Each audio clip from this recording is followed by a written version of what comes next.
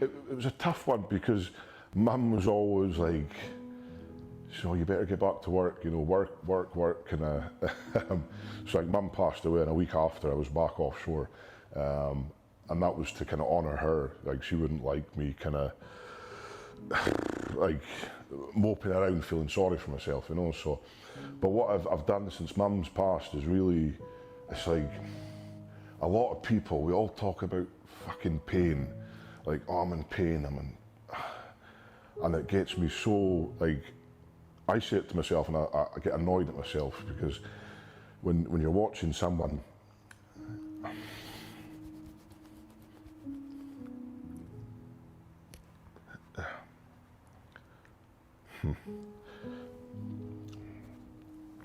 so like with Mum with her cancer, you know, you're watching her, someone that's like the epitome of everything, go through that much pain. That's pain, not fucking squatting, not I've got sore knees. That's not pain, man. She had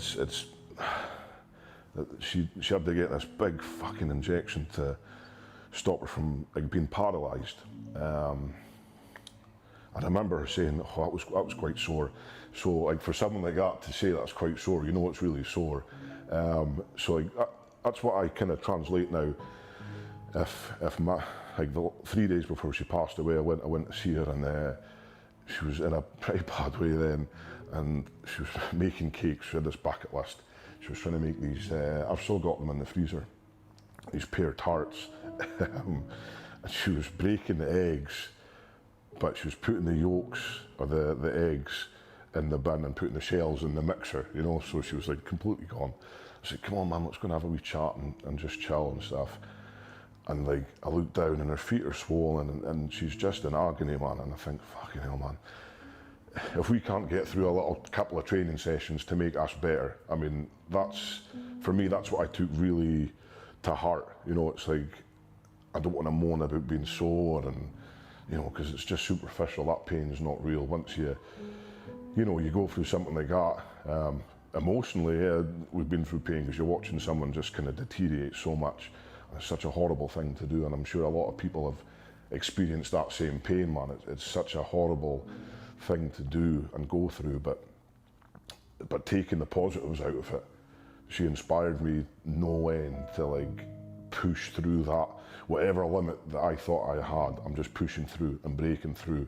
And that's one of the reasons it was like thinking about Mum, what Mum, you know, would want for me. You know, would she want me to be in a job where I can make decent money but not be happy, not really fulfill my passion in life, or would she want me to take a chance and go out and go get my passion? And that was a no-brainer. She'd, you know, if someone loves you, they want you to chase your passion. So, you know, it's very true that no matter, like, people say that just because that person's dead or gone, they don't stop having that relationship with you. So, like, I always have her in the back of my head, like, what would Mum think? What would Mum think? So, even though she's not here in person, her presence is still everywhere for me. You know, it's even painting. I mean, Dad and I were down painting the bit of the gym 2 years ago, and it was nice. We're just painting, and then Dad just broke down in tears, just saying, "Oh, your mum would be so happy to be down here doing this." You know, so it's things like that it's touching. You know, so it's one of those things that's never going to go away, and I hope it's her memory's never going to, you know, and it won't. It keeps influencing me to not be a complete dickhead, I guess. Yeah. I think I spoke to my brother before, like with like grief, like especially when it's like a loss of it. Yeah. It does give you, like, it's so strange. I think it's something you just portrayed so amazingly for people who are going through grief or struggling. It does give you a different strength. Like, it gives you this new outlook. Yeah. This new strength. Yeah. Yeah. I mean, how was like your mental health when you're going through all that at that point in time? It wasn't the best, you know. It was, my marriage really kind of took a bit of a hit from it. I had a lot of resentment, you know, towards, and I don't think Cushy will mind me saying this because I've chatted about with her, towards her, because she still had a family, you know, she still had her mum and dad, and, you know, going up for dinner with her parents was a struggle. Like, I couldn't physically bring myself to do that, so we'd normally have a fight before I'd go up and see her, and she'd go up by herself. Struggled a lot to talk about things, you know. Now I'm very open and I don't mind showing my emotion and stuff because it's healthy, I think. And to be honest, it's something that is such a massive thing that we all need to do, is talk about stuff. But it's a struggle, you know, as a man and as a big, strong man, whatever you want to call it. It's tough to show kind of that other side.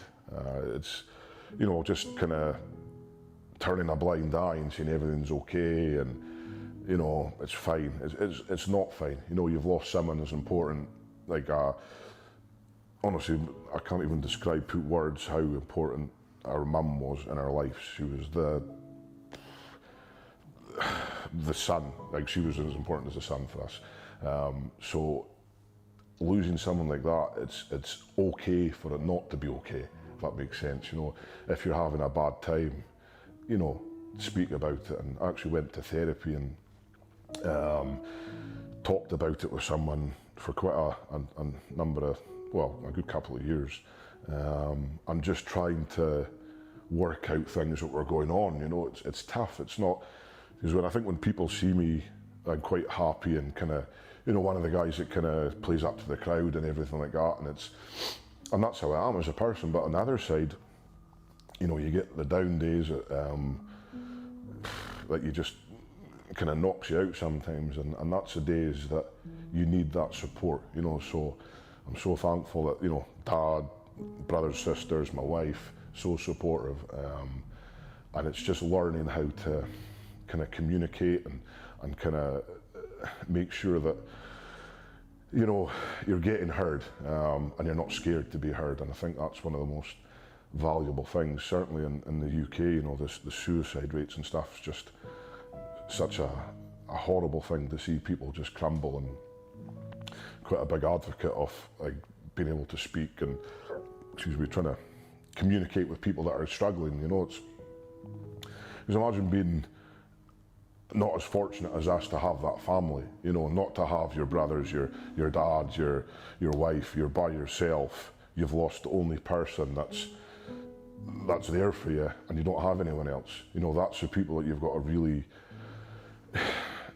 help out for. And as, like, you know, society and humans, we want to be able to help these people out. And if we can just help one person, you know, from doing anything silly or stupid, then, you know, we're doing a good job. And I implore anyone watching this or that know us just to get in touch and just reach out to us, because we're honestly, I'm always available for a chat for anything. It's more important now than ever before, obviously, with all the way the world is at the moment. You know, with the lockdown, COVID, and everything else out there. You know, everyone portraying a perfect life in social media. It's okay not to have a perfect life. If someone says to me, you know, I never fight with anyone, I never have bad words with the wife or anything like that, then I'm like, well, that's almost not healthy. You know, you need to have that release. For me, someone said, like, sometimes with Kush and I, it's like you hate each other, and I said to them, I says, well, sometimes I do hate her. Like, with my wife Cushy, she makes me feel everything. You know, I love her to death, hate her. She makes me emotional. You know, it's every aspect of every feeling I've ever had that she makes me feel, and that's why I know it's real. So it's okay to be able to say, I'm having a bad day with the wife, I'm having a bad day with my family or whatever. It's fine. No one's, like, I go into the supermarket and I sometimes have not a panic attack, feel anxious, and I hope no one's going to come and speak to me and get all hot and sweaty and panic. And, you know, it's okay to feel like that.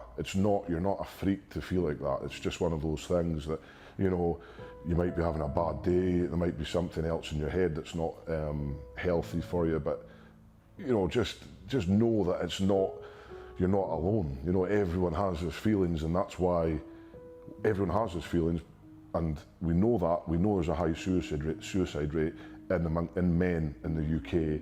So obviously other people are feeling the same as you. So go get help, go speak to someone, reach out to us, whatever, man. Just don't be scared. I mean, you're not any less of a man for speaking about it.